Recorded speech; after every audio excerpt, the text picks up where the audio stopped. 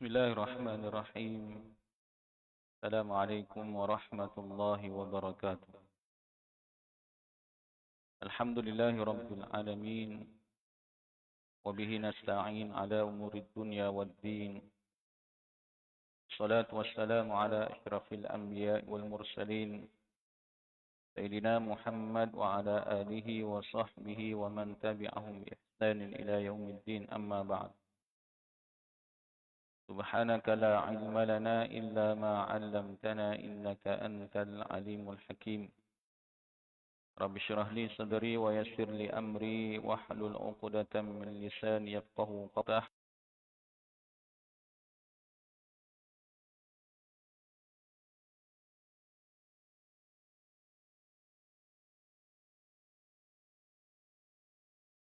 علينا بمعرفة العلم وسهل أخلاقنا بالحلم واجعلنا ممن يستمعون القول فيتبعون أحسنه.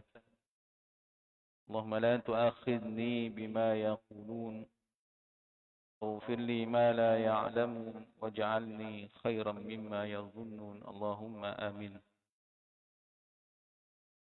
Alhamdulillah, kita merafakkan setinggi-tinggi pujian kepada Allah Subhanahu wa taala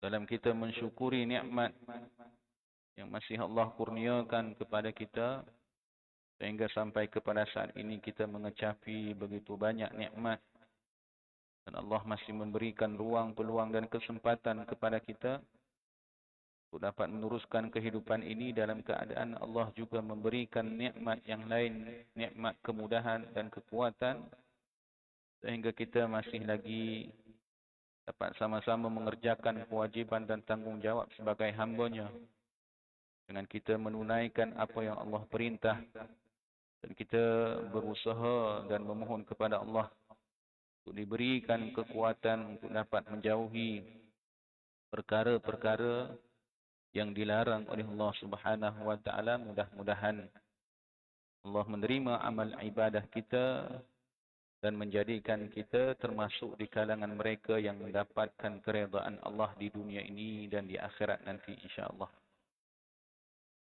Nikmat yang Allah kurniakan ini kita gunakan dalam perkara-perkara yang mendatangkan keredaan daripada Allah. Antaranya ialah dengan kita berusaha mengukuhkan dan mengemaskan dan meningkatkan pemahaman kita dengan kita melihat pengalaman yang telah dilalui oleh para pendahulu kita, khususnya apa yang telah dilalui oleh baginda Rasulullah sallallahu alaihi wa ala alihi wasallam dan para sahabat radhiyallahu anhum ajma'in. Kerana di sebalik daripada peristiwa-peristiwa dan tindakan serta apa yang dilakukan oleh para pendahulu kita itu merupakan cerminan, contoh tauladan untuk kita ikuti, uswatun hasanah. Contoh tauladan untuk kita ikuti sebagai pengajaran ataupun sebagai tauladan bagaimana kita dapat melakukan perkara-perkara yang mengundang keredaan daripada Allah Subhanahu wa taala. Di dalam pertemuan yang telah lepas kita telah membicarakan berkaitan dengan umratul qada, umrah yang tertangguh, dan beberapa pengajaran serta ibrah yang dapat kita ambil untuk kita jadikan tauladan dan sempadan panduan dalam kita mengharungi kehidupan ini. Kemudian pada malam ini kita teruskan lagi perjalanan yang telah dilalui oleh baginda Rasulullah sallallahu alaihi wasallam, iaitu perang Mu'tah. Peperangan Mu'tah yang berlaku pada tahun 8 Hijriah. Peperangan Mu'tah merupakan salah satu peperangan yang termasuk dalam peristiwa besar dan hebat dalam sejarah Islam yang berlaku pada zaman baginda Rasulullah sallallahu alaihi wasallam. Ada maknanya salah satu senarai peperangan besar dan senarai panjang peperangan ataupun dalam kitab Ghazawatur Rasul. Ada perang Mu'tah ini termasuk dalam senarai peperangan baginda Rasulullah sallallahu alaihi wasallam. Walaupun baginda Rasulullah tidak menyertai peperangan. Ada kelebihan dan keistimewaan perang Mu'tah. Rasulullah tidak menyertai secara langsung, tapi Rasulullah menceritakan secara live. Ada. Rasulullah tidak menyertai peperangan ni, tapi dalam masa yang sama ketika Rasulullah di Madinah, Rasulullah cerita. Macam kita lah ni lah. Ada siaran live, ada siaran langsung dan apa sebagainya. Ada. Jadi Rasulullah cerita secara langsung perjalanan peperangan yang sedang berlaku. Jadi perang Mu'tah ni termasuk dalam senarai peristiwa besar. Dan dia merupakan pertembungan dengan kuasa besar dunia, iaitu Rom. Ada. Kalau kita tengok sebelum daripada ni, pertembungan dengan Rom tidak berlaku. Tapi Mu'tah ni ibarat kata kunci kepada pertembungan dengan Rom. Satu kuasa besar yang ada pada ketika itu, Rom dan Parsi. Adapun Mu'tah ini adalah peperangan awal ataupun kita kata muqaddimah. Ada muqaddimah pertembungan antara negara Islam Madinah dengan kuasa besar yang ada pada ketika itu, iaitu Rom. Serta ianya menjadi kunci pembukaan wilayah Rom Timur dan kejatuhannya yang dikenal dengan Empire Rom Bizantin, salah satu kuasa besar pada zaman. Maknanya perang Mu'tah ni muqaddimah dan dia adalah kunci pintu kepada pertembungan ataupun kejatuhan Rom Bizantin ataupun Rom Timur. Peperangan ini berlaku pada bulan Jamadil Ula tahun ke-8 Hijriah bersamaan dengan bulan Ogos ataupun September tahun 629 Miladiah. Pertempuran ini dinamakan Mu'tah bersempena dengan tempat berlakunya peperangan tersebut. Jadi perang ini dinamakan dengan perang Mu'tah sebab berlaku di kawasan Mu'tah. Nama tempat berlakunya perang ini ialah Mu'tah. Dan Mu'tah itu merupakan sebahagian daripada Syam. Masa itu zaman Nabi dulu Mu'tah ni sebahagian daripada kawasan wilayah Syam. Wilayah Syam. Kalau lo ni gak Mu'tah ni sekarang dia terletak di bawah kawasan Urdun ataupun dikenali dengan Jordan. Dia dalam kawasan Jordan, dalam negara Jordan. Atau kalau anak-anak kita pergi Jordan, dia ada Universiti Mu'tah, ada Jamiah Mu'tah, kemudian Yarmouk dan sebagainya. Ini kawasan-kawasan Mu'tah ni salah satu kawasan dalam kawasan ataupun dalam wilayah Syam pada ketika itu. Lalu ini dipecah. Sebagaimana yang kita ketahui dengan perjanjian Balfour dan kemudian Sykes-Picot, kemudian berlakulah perpecahan wilayah Syam tersebut, pecah kepada Jordan, pecah pada Palestin, pecah pada Lebanon, pecah pada Syria dan sebagainya. Asalnya kawasan-kawasan ini ialah satu wilayah, yakni wilayah Syam. Antara sebab berlakunya peristiwa ini ialah peristiwa ini bermula dengan pembunuhan yang dilakukan terhadap utusan yang diutuskan oleh baginda Rasulullah sallallahu alaihi wasallam pada ketika itu untuk menghantar surat yang bernama Al-Harith bin Umair Al-Azdi radhiyallahu anhu. Jadi pada ketika itu Rasulullah telah melantik dari kalangan sahabat untuk menghantar surat kepada wakil-wakil ataupun kepada kerajaan-kerajaan yang ada. Termasuk di antaranya ialah menghantar surat kepada pemerintahan Busra. Jadi apabila Al-Harith bin Umair Al-Azdi di atas surat tersebut, apa yang berlaku? Yang berlaku ialah pemerintah ataupun Raja Busra pada ketika itu ikat sahabat ni Al-Harith bin Umair Al-Azdi, lepas ikat dipancung, bunuh. Lepas ikat bunuh. Jadi apabila kerajaan Busra, pemerintahan Busra melakukan perkara tersebut, dia melanggar, ibarat kata melanggar undang-undang antarabangsa. Melanggar undang-undang antarabangsa. Tindakan ini merupakan satu kesalahan besar mengikut adat masyarakat Arab yang mewajibkan agar diberikan perlindungan kepada utusan. Ibarat kata Al-Harith bin Umar Al-Azdi ini adalah duta diplomat ataupun duta utusan daripada negara ataupun pihak-pihak ataupun negara-negara tertentu. Kalau zaman kita ni macam duta lah. Duta ataupun diplomat yang perlu dilindungi, dikawal dan dilindungi. Jadi tindakan tersebut merupakan satu pengkhianatan, satu perkara yang mewajibkan yang melakukan itu untuk diambil tindakan.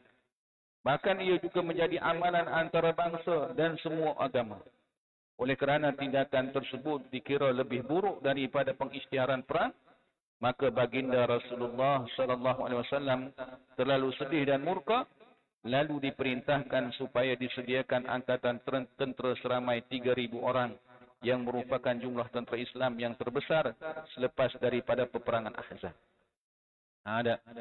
Maknanya peristiwa ini berlaku lama dah. Cuma Rasulullah ambil masa, ambil peluang-peluang dan kemudian mengatur strategi dan sebagainya. Akhir sekali setelah menunaikan Umratul Qadha, kemudian Rasulullah pun membuat perhitungan kepada puak yang mengkhianati undang-undang antarabangsa ini, dan kemudian Rasulullah pun telah menghimpunkan seramai 3,000 tentera.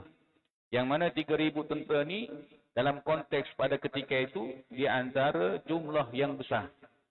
Selepas perang Ahzab yang kita telah bicarakan sebelum daripada ni dah. Peperangan Ahzab ni jumlah dia lebih kurang dalam di 3 ataupun 5,000 tentera Islam yang sebab dia berkumpul di Madinah.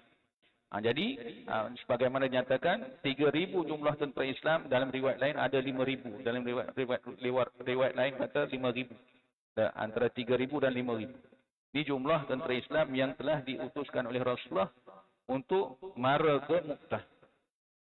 Rasulullah melantik Zaid bin Harithah radhiyallahu anhu yang merupakan anak angkat kesayangannya sebagai panglima dengan berpesan. Nabi lantik mula-mula sekali, Nabi lantik Zaid bin Harithah. Kemudian Nabi pesan, sebab peperangan ni kita berperang melawan puak masalah. Puak satu kuasa ataupun satu empire besar. Kalau sekiranya Zaid bin Harithah mati, sekiranya Zaid gugur syahid, maka yang menggantikannya ialah Ja'far bin Abi Talib. Ja'far bin Abi Talib. Ini sepupu Nabi.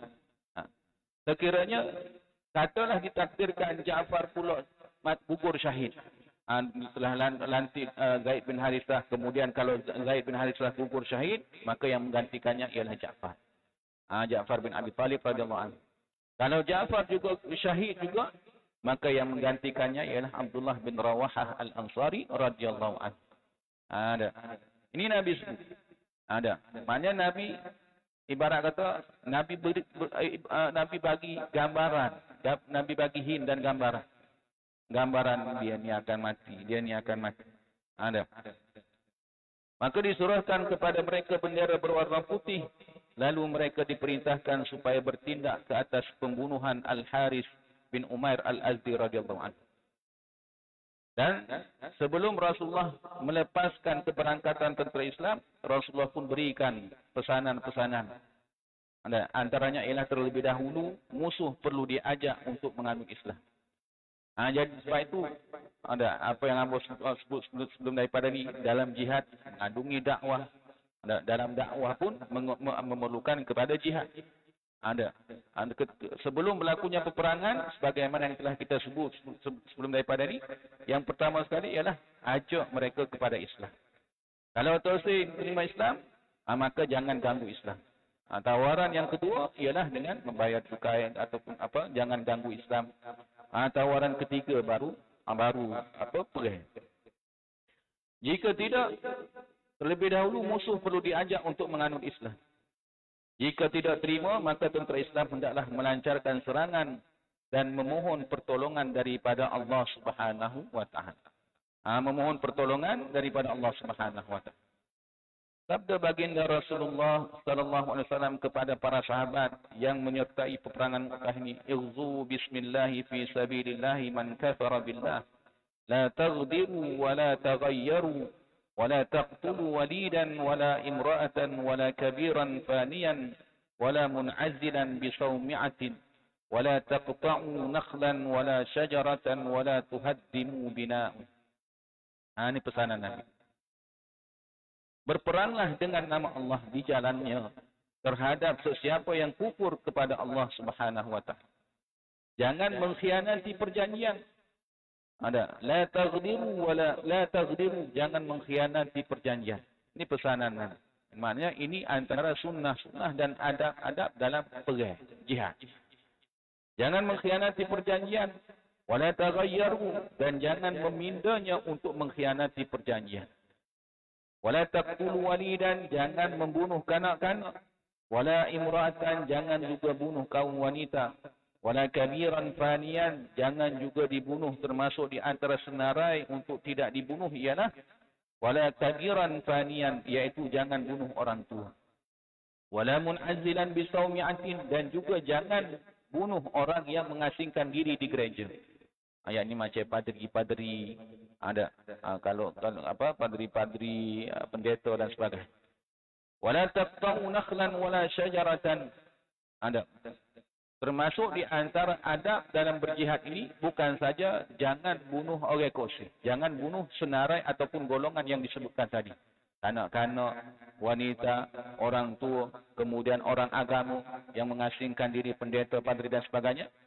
Dan itu berkaitan dengan manusia. Bahkan kita lihat bagaimana Rasulullah menunjukkan kepada kita adab dalam berjihad, yaitu apa dia? Wala taqta'u nakhlan wala syajaratan. Jangan menebang, jangan tebang pokok koseh. Jangan tebang pokok tamar serta jangan membinasakan tanaman.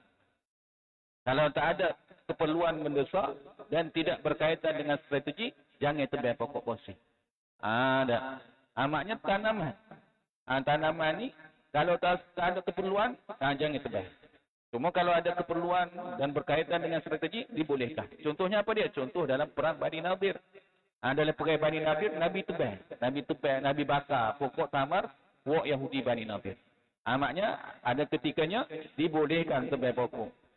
Ketika mana dia berkaitan dengan strategi.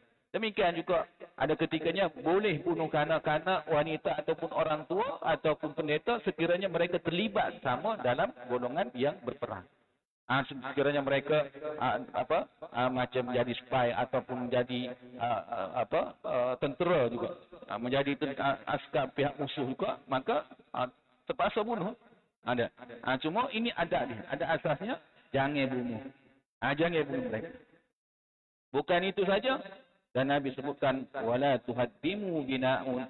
Bukan sekadar tak boleh tebang pokok koseh, tebang pokok tamar ataupun membinasakan tanaman, termasuk juga jangan merobohkan bangunan kalau tidak ada keperluan. Dan perkara ini kita lihat adab-adab ataupun senarai adab dan akhlak dalam berjihad ini. Kalau kita tengok dalam zaman kita ni tak ada orang buat. Melainkan saudara-saudara kita Mujahidin Al-Qassam pada hari. Dan pada hari ini kita lihat pimpinan Al-Qassam habis berlaku. Habis berlaku. Pimpinan tertingginya habis berlaku. Maksudnya apa dia? Maksudnya ini memberikan gambaran akan berlaku regeneration. Pergantian generasi. Generasi awal pimpinan dia habis berlaku. Mati syahid berlaku. Ada. Maknanya pemimpin-pemimpin muda yang akan naik. Ini kita lihat. Tinggal hak muda-muda. Tapi mereka tak habis lagi. Mujahidin tak akan selagi mana masih lagi ada jihad, selagi mana mereka masih jaga, selagi itulah masih ada jihad. Jadi ini kita lihat apa yang Nabi pesankan kepada para sahabat untuk pesanan ataupun adab-adab dalam berjihad tersebut dilaksanakan. Khususnya pada zaman kita ini dilaksanakan oleh saudara-saudara kita pada hari. Pesanan yang disampaikan oleh baginda Rasulullah itu merupakan hukum dalam peperangan supaya tidak bertindak zalim sehingga mereka yang tidak terlibat dengan peperangan menjadi mangsa dan harta benda mereka pula yang binasa.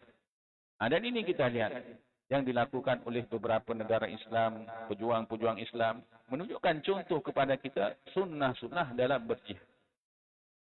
Perintah yang diberikan itu merupakan pelaksanaan perintah Allah Subhanahu wa taala sebagaimana yang dijelaskan dalam Al-Qur'anul Karim. Wa qatilu fi sabilillahi alladhina yuqatilunakum wa la ta'tadu innallaha la yuhibbul mu'tadin. Dan berperanglah kalian di jalan Allah akan orang-orang yang memerangi kalian dan janganlah kalian melampaui batas. Sesungguhnya Allah tidak mengasihi orang-orang yang melampaui batas. Maknanya Nabi bagi pesanan. Maknanya Nabi bagi had. Ini batasan dia. Kalau nak bunuh, bunuh tentera, jangan bunuh hak ni. Selagi mana mereka tidak terlibat, yang tak terlibat dengan peperangan, seperti kanak-kanak, seperti wanita, seperti orang tua, seperti pendeta, padri dan sebagainya, yang ni kalau mereka tak terlibat dengan peperangan, jangan itu. Jangan itu. Demikian juga persekitaran seperti pokok, tanaman-tanaman, kalau dianya tidak terlibat, tidak mengganggu perjalanan peperangan tersebut, jangan ditebang. Dan demikian juga dengan bangunan. Islam mendahului undang-undang antarabangsa pada zaman moden. Ini kita lihat. Bagaimana Islam menunjukkan kepada kita mendahului undang-undang antarabangsa. Bukan pada ketika itu saja, bahkan pada zaman sekarang. Sebagai contoh, sama ada piagam Geneva maupun piagam pertubuhan bangsa-bangsa bersatu. Islam mengakui peperangan untuk menentang kezaliman, mempertahankan Islam, mempertahankan tanah air, mempertahankan negara, mempertahankan penganut dan pendakwah yang diganggu ataupun dicerobohi. Ada. Maknanya kalau negara-negara tersebut, kalau dia ada kemampuan, kena balas balik. Contoh macam Amerika, Israel serang Iran. Jadi Iran ada hak untuk balas balik. Tiba-tiba kita kata, Iran zalim, serai tanah haram. Muka Amerika dia tidak serai daripada Amerika. Amerika serai Iran dan sebagainya daripada negara-negara Arab. Ada serai daripada negara-negara Arab. Iran pun berserai dah pada negara-negara Arab tersebut. Jangan bui dah kepada puak-puak ni. Kalau bui tak minta maaf lah. Hamba terpaksa. Sebab puak ni, sebab Amerika ni serai daripada rumah dia. Jadi hamba terpaksa serai. Ada ibarat kata gitu. Maknanya dia ada hak. Jadi tiba-tiba kita kata, tak boleh sebab Iran ni Syiah. Syiah ke kafir, dia ada hak. Dia ada kewajiban, tanggungjawab dia. Hak dia. Ada. Jadi ini kita lihat.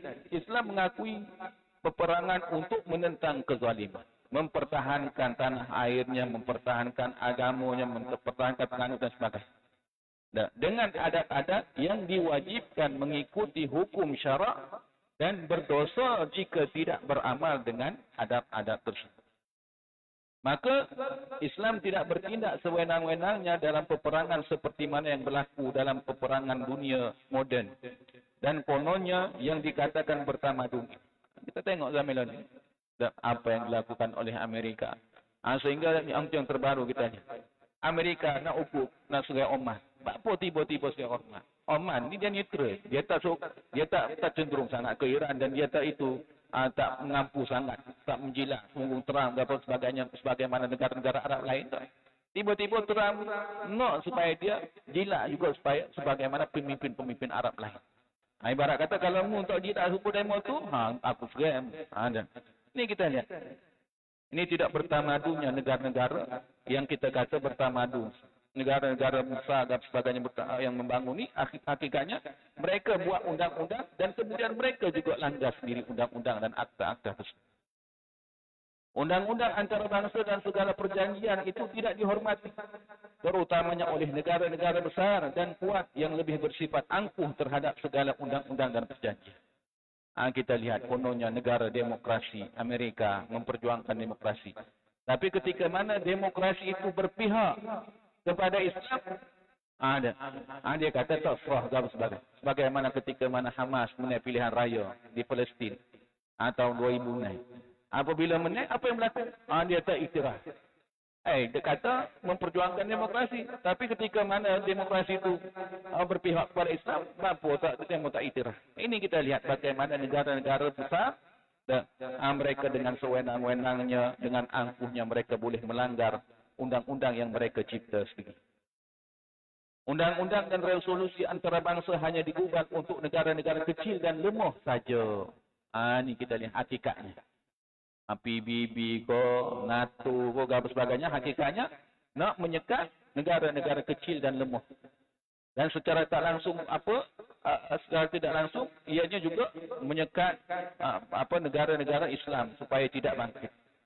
Sama seperti undang-undang rimba dalam kalangan binatang. Contohnya, pernah dahulu Amerika Syarikat bertindak mengecualikan bala tenteranya daripada diheret ke mahkamah jenayah antarabangsa andai melakukan jenayah perang. Ini kita tengok. Banyak jenayah perang yang dilakukan oleh Amerika. Bahkan kalau kita lihat kepada senarai peperangan, senarai pembunuhan, ada senarai korban yang paling ramai ialah orang Islam. Yang bunuhnya siapa dia? Negara-negara barat. Dalam perang dunia berapa, perang dunia dan sebagainya. Ada. Ini kita lihat. Amerika dengan kuasa vetonya sanggup. Dengan kuasa vetonya mampu menghalang undang-undang yang mereka cipta sendiri, yang mereka sokong dan mereka cipta dan mereka sokong tersebut. Tiba-tiba apabila kena kepada mereka dan kena kepada sekutunya seperti Israel dan beberapa sekutu-sekutunya yang lain, tiba-tiba dia tak apa pun. Ada. Contoh kita lihat badan-badan antarabangsa tadi kita lihat berpihak kepada negara-negara yang berkuasa. Contoh mudah ketika perang Rusia-Ukraine. Perang Rusia-Ukraine. Lepas tu apa yang berlaku? Badan antarabangsa iaitu badan bola sepak antarabangsa FIFA. FIFA pun ban. Ada. FIFA pun ban Rusia daripada menyertai pertandingan-pertandingan antarabangsa.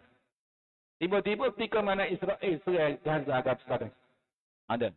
Israel Gaza ni banyak dah mati, lebih banyak daripada yang mati di Ukraine dan sebagainya.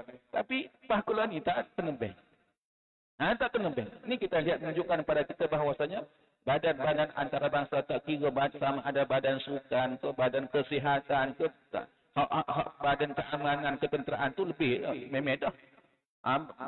Mereka menciptakan badan-badan ni ataupun entiti ni tujuannya apa dia? Tujuannya nak menghalang, nak menyekat daripada kebangkitan Islam itu sendiri. Islam tetap mewajibkan adab sopan dalam peperangan walaupun ketika dalam keadaan paling kuat dan ketika menang. Islam ialah agama Allah yang Maha berkuasa, tidak boleh dikalahkan walaupun tanah air dan umatnya dijajah. Ini sekarang yang sedang berlaku. Ada. Yang terbaru kita lihat bagaimana pihak entiti penjajah Israel, pihak penjajah Israel berhasrat nak menguasai 70% daripada Gaza. BOP, Board of Peace, yang diilhamkan ataupun yang dicanangkan oleh Amerika, tak lain dan tak bukan BOP ni ialah nak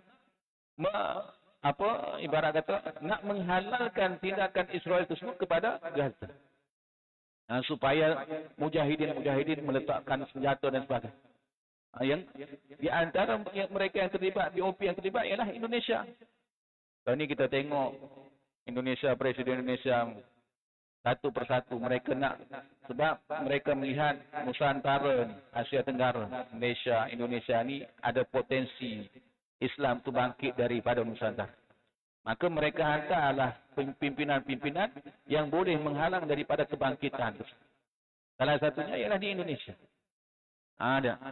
Dan kalau kita lihat perkembangan terkini di Indonesia pun, Presiden Indonesia sendiri, pimpinan Indonesia sendiri pun nampak cenderung ibarat kata hampir sama dengan Donald Trump.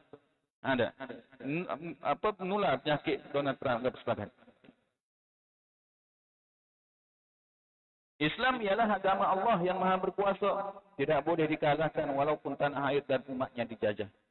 Iman yang ada dalam diri pendukungnya tidak boleh dipadamkan sebagaimana mereka tidak boleh memadamkan cahaya matahari dan bulan, musim dan bencana alam yang ditentukan oleh Allah Subhanahu wa taala. Keimanan yang tertanam di dalam umat-umat Islam walaupun dijajah sekalipun, hancur lebur sekalipun dan sebagainya, tapi tak boleh dipadamkan.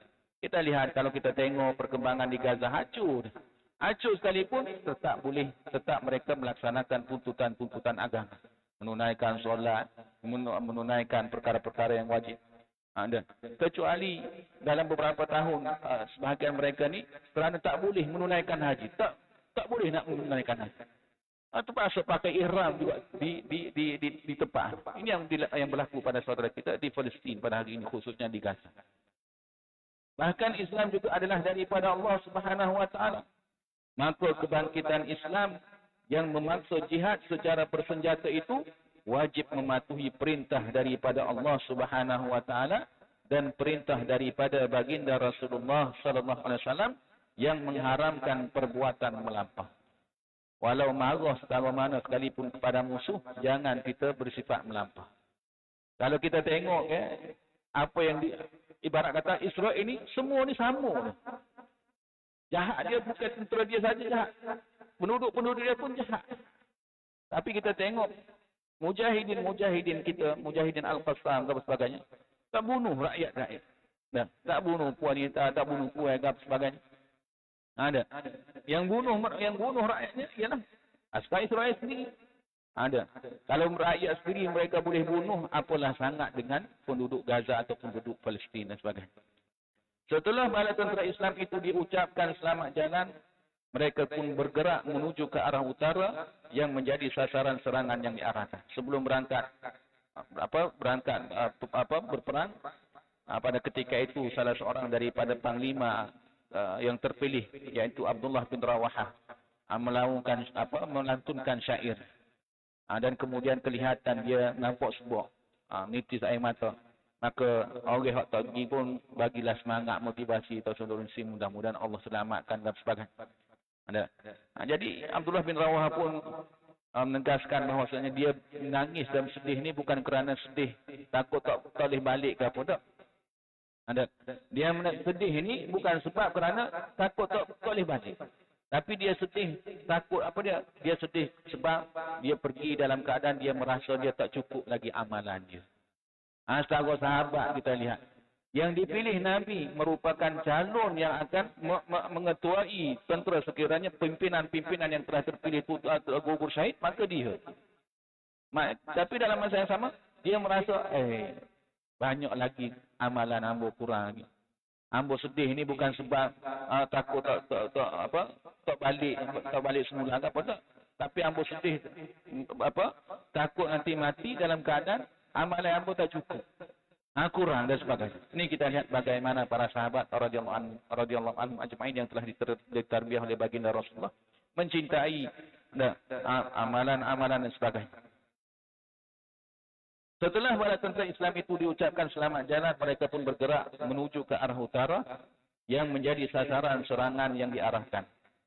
Apabila mereka sampai di satu tempat yang bernama Ma'an, yang termasuk di dalam wilayah Syam. Maknanya masuk dalam kawasan wilayah Syam, tak masuk kawasan Rom lah. Masuk kawasan jajahan Rom lah. Termasuk di dalam wilayah Syam yang terletak di utara Hijaz. Tiba-tiba mereka dapat maklumat bahwasanya tentera Rom yang dikerahkan oleh pihak Rom itu berjumlah lebih kurang 100,000 orang sedang berada di Ma'an. Dalam perjalanan sebelum berangkat, mereka tak ada lagi maklumat berapa apa sebagainya. Tapi dalam perjalanan, ibarat kata tengah perjalanan, dapat maklumat bahawasanya jumlah tentera yang akan dihadapi oleh 3,000 ataupun 5,000 tentera ini berjumlah 100,000. Kalau kita letak 5,000 sekalipun, nisbah dia seorang berapa? Sama. Jadi apabila dengar gitu, jauh daripada perkiraan. Tidak sebagaimana yang kita rancang. Malah 100,000 daripada pihak Rom, tentera Rom saja ni. Malah mereka turut disertai, disokong oleh 100,000 orang lagi tentera dalam kalangan kabilah Lakham, Juzam, Balkin, Bahra dan Baqi dan Bal. Maka jumlah tentera musuh apabila himpun 100,000 capur 100,000, jumlahnya 200,000. 5,000 lawan 200,000. Berapa jumlah? Kalau ibarat kata, sehingga ada orang buat ilustrasi kartun ibarat macam jumlah nisbah dia. Sikit ni lawan ramai. 200,000. 200,000. 5,000 lawan 200,000. Apabila dapat tahu 100,000 tadi pun tak ada, ibarat kata tak ada rancang nak berhadapan dengan 100,000 ni, tiba-tiba dapat berita pula 100,000 pula 200,000. Hal ini menjadi masalah besar dan sangat berbahaya. Bagaimana tentera Islam yang hanya berjumlah 3,000 ataupun 5,000 orang itu boleh menghadapi tentera yang berlipat kali ganda ramainya. Maka kedudukan yang sangat tidak seimbang itu mengikut perhitungan jumlah. Ramah atau ketah memang Habislah. Tapi ini kita lihat. Yang memberikan kemenangan itu Allah Subhanahu wa ta'ala. Ini kita lihat. Kalau dulu memang tak nampak lah. Ini pun kita lihat. Gaza yang tak ada sebab kekurangan.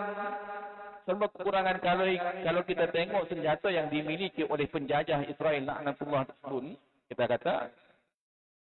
Bahkan sebelum daripada ni Israel dengan angkuh boleh mengatakan dalam tempoh sebulan boleh habis. Selesai. Ini berapa bulan dah. Berbulan-bulan dah. Berpuluh-puluh bulan dah. Berpuluh-puluh bulan. Tak habis lagi. Walaupun mereka berjaya membunuh pimpinan mujahidin sekalipun. Tapi masih ada lagi pergerakan ataupun penentangan daripada pihak Gaza. Jadi ini menunjukkan pada kita. Walaupun jumlah musuh ramai sekalipun. Tapi itu bukan halangan dan sebagainya. Maka musyawarat tergempar pun diadakan. Musyawarat panglima. Tentera Islam tidak pernah menghadapi musuh yang begitu besar jumlah. Paling besar dalam perang Ahzab 10,000. 10,000. Ini tiba-tiba 200,000. 10,000 itu jumlahnya dengan 5,000 lebih daripada 5,000 dan sebagainya. Ini 200,000. Mereka terserempak dengan bahaya yang sangat besar. Bukan sekadar bahaya yang sangat besar, bahkan di tempat yang jauh daripada Rasul yang tersayang dan pimpinannya. Maknanya perang di tempat musuh, bukan tempat sendiri. Kalau ibarat kata macam main bola, ada home, ada away. Ibarat kata Mu'tah ni ialah perang yang berbentuk away, tempat musuh. Dengan sokongan musuh-musuh apabila kalah, dia boleh lari dapat sokongan lain. Tapi berbeza kalau main pergi di home ataupun kawasan jajahan Madinah ataupun negara Islam Madinah, maknanya bantuan boleh mari dengan segera. Tapi ini tempat musuh. Nak minta bantuan lah tu. Ini antara perkara yang berat. Menghadapi musuh yang begitu besar jumlahnya. Mereka tersempat dengan bahaya yang sangat besar di tempat yang jauh. Ada yang berpendapat, maka apabila mesyuarat diadakan, ada pendapat dan pandangan supaya menghantar utusan kepada Rasulullah untuk memaklumkan keadaan. Maka terserah kepada baginda sama ada baginda ingin menghantar bantuan ataupun tidak. Jadi dalam mesyuarat tersebut, antara cadangan ginilah. Kita hantar orang, maklumkan pada Nabi, orang yang akan kita hadapi, musuh yang akan kita hadapi ini jumlahnya lebih besar daripada target kita. Jadi terserah pada Nabi lah. Kalau Nabi rasa nak hantar bantuan, kita sambut. Kalau tak, apalah. Pergi dengan Allah Qadar. Ini pandangan pertama. Namun mereka tetap patuh dan taat. Kalau Nabi suruh teruskan, tanpa adanya bantuan, mereka tetap patuh dan taat. Seterusnya, terus marah menghadapi musuh yang besar jumlahnya, seakan lautan bala tentera. Jadi, ada juga yang berpendapat. Dari kalangan ahli mesyuarat yang hadir, ada juga pendapat kata, beginilah, kita balik. Kita balik tak ada, ibarat kata ibarat surah tekuk tak. Kalau ikut syaratnya kita sapa dah kawasan mereka, sapa dah wilayah mereka. Jadi apabila kita boleh baliklah. Sebab tak ada. Tak ada. Tak ibarat kata memang surah tekuk, bunuh diri. Maka apabila semua bagi pandangan dan sebagainya, maka Abdullah bin Rawaha radhiyallahu anhu pun menentang cadangan-cadangan tersebut dengan menegaskan, ya qaum, wallahi innallati takrahuna allati kharajtum tatlubun asy-syahadah wa ma nuqatilu an-nasa bi'adadin wala quwwatin wala kasratin ma nuqatiluhum illa bihadha ad-din alladhi akramana Allah bih fantaliqu fa innama hiya ihdal husnayain imma az-zuhur wa imma asy-syahadah. Ini dia. Kata-kata Abdullah bin Rawaha inilah yang sentiasa diulang-ulang oleh Asy-Syahid. Asy-Syahid Huzaifah Al-Kahlud ataupun juru bicara Al-Qassam Abu Ubaidah hak dulu. Hamam Syahid dah. Lah ni Abu Ubaidah ada hak lain. Abu Ubaidah ni jawatan. Bukan nama dia, gelaran dia. Juru bicara Al-Qassam, gelaran dia Abu Ubaidah. Tapi Abu Ubaidah hak dulu, hak sebelum ni mati dah. Maka ada pengganti dia. Abu Ubaidah hak dulu nama dia Syekh Huzaifah Al-Kahlud. Dia mati syahid dah. Maka ada Abu Ubaidah hak baru. Abu Ubaidah hak dulu antara kata-kata dia serupa dengan dia mengambil kata-kata daripada Abdullah bin Rawaha. Apa dia kata-kata Abdullah bin Rawaha? Ya qaum, wahai saudaraku sekalian. Wallahi innal lati takrahuna lallati kharajtum tatlubun. Demi Allah, sesungguhnya aku melihat kalian sudah menunjukkan ketidakmauan kalian terhadap tujuan kita datang ke sini. Ambon napok pesing kita ni ada. Ambon napok pesing pok kita ni macam menunjukkan sikap yang toksik. Padahal tujuan kita mari sini kita nak kepada God. Tapi nampak pesing dalam syarat ambo dengar saat ni, ambo duk perhati dengar saat ni, nampak kita macam nak lari ataupun toksik. Apa dia? Iaitu kita memohon untuk mati syahid. Cita-cita kita. Ada rayatuna, ada amatuna, iaitu cita-cita kita ialah mati syahid. Sebelum kita berangkat tadi, kita semua nak mati syahid ke apa sebagainya, tapi nampak pesing dalam syarat tadi, ada. Nampak pesing macam ragu-ragu je. Ada. Wa ma nuqatilun nas bi'adadin wala quwwatin wala kasratin. Kita ni tidak berperang menghadapi musuh berdasarkan jumlah bilangan tentera kita. Kita memerangi musuh bukan kerana jumlah kita ramai. Dan bukan juga kekuatan senjata mereka. Bukan juga kerana senjata kita canggih ke apa. Tetapi kita berperang untuk menegakkan ma nuqatiluhum illa bihadad dinil ladzi akramana Allah bih. Tetapi kita berperang untuk menegakkan agama yang menjadi kemuliaan kita hasil daripada kurniaan Allah Subhanahu wa taala. Kita perang ini kerana perintah Allah. Bukan kerana jumlah kita ramai, bukan kerana senjata kita canggih, bukan kerana bilangan kita yang ramai dan sebagainya. Dan ini yang berlaku pada saudara kita di Palestin pada hari ini. Gaza. Jumlah mereka sikit ya. Senjata mereka ni ala pandang ya. Recycle benda-benda yang ada. Ada benda-benda yang boleh kutip, boleh guna dan sebagainya. Bahkan kalau sebelum ni kita tengok kamera tu mereka guna dashcam. Guna dashcam kereta dan sebagainya nak memantau pihak musuh. Maknanya keterbatasan. Keterbatasan itu bukan satu halangan ataupun bukan satu penghalang untuk meneruskan perang. Jadi bukan kerana itu. Jadi Abdullah bin Rawaha bagi tahu kita perang ini bukan kerana jumlah kita ramai, bukan kerana senjata kita canggih. Tak, bukan itu. Tapi kita perang ini kerana ianya perintah daripada Allah. Fantaliqu, teruskanlah perjuangan menghadapi musuh. Fa inna ma hiya ihdal husnayain. Kerana dalam perperang ini kita akan di hadapan kita ni kita akan beroleh salah satu daripada dua kebaikan. Dalam berjihad ni kita akan memperoleh salah satu daripada dua kebaikan. Dua-dua baik. Apa dia? Imma zuhur, sama ada kita menang, wa imma syahadat, ataupun kita mati syahid. Ada Abu Ubaidah dalam ucapan dia, kalau kita berasa kalau sebelum daripada ni kita akhir daripada ucapan dia, sebelum dia menutup ucapan dia, sebelum dia bagi salam apa dia kata wa innahu la jihadun nasrun au istishhad. Ada Abu Ubaidah memperingatkan kepada kita bahwasanya yang sedang berlaku ini adalah jihad. Jihad ini ada dua kebaikan. Nasrun au istishhad. Sama ada kita menang atau mati syahid. Sama dengan apa yang diucapkan oleh Abdullah bin Rawaha, fantaliqu fa inna ma hiya ihdal husnain imma zuhur wa imma syahadat.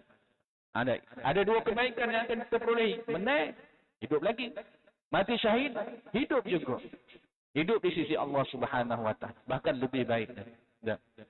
Ucapan berkobar-kobar yang disampaikan oleh Abdullah bin Rawaha itu membangkitkan semangat perang bagi menghadapi lautan musuh.